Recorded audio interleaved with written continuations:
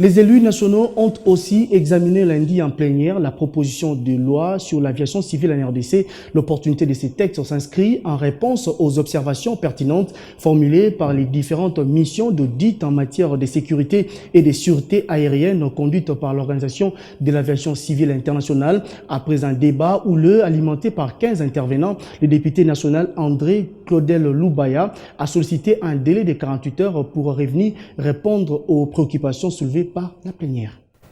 Cette proposition de loi a été déposée depuis 2020 et elle est une proposition de loi qui vient à point parce qu'elle vient compléter et modifier la loi numéro 10/014 de décembre 2010 relative à l'aviation civile.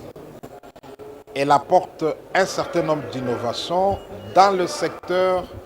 de l'aviation civile,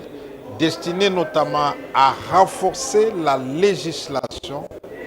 en matière de répression des accidents et incidents d'aviation civile, à renforcer la législation en matière d'enquête d'incidents et d'accidents d'aviation civile,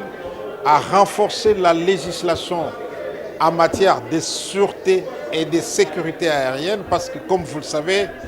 les aéroports du Congo, ce sont des aéroports à problème. Nous en avons 53 au total,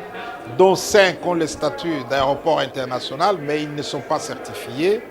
Et les 48 aéroports qui restent ne sont pas homologués. Et donc l'importance, la raison d'être de cette loi, c'est de faire sortir la République démocratique du Congo et ses compagnies d'aviation de la liste noire dans laquelle ils figurent depuis plusieurs années, liste noire qui empêche nos compagnies locales de voler et de survoler certains espaces aériens,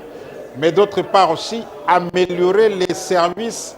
de facilitation et de navigation d'aide au sol dans nos aéroports et aérodromes de la République démocratique du Congo. Je continue à considérer les questions pertinentes posées par les différents collègues comme des contributions pertinentes à l'enrichissement de cette proposition de loi.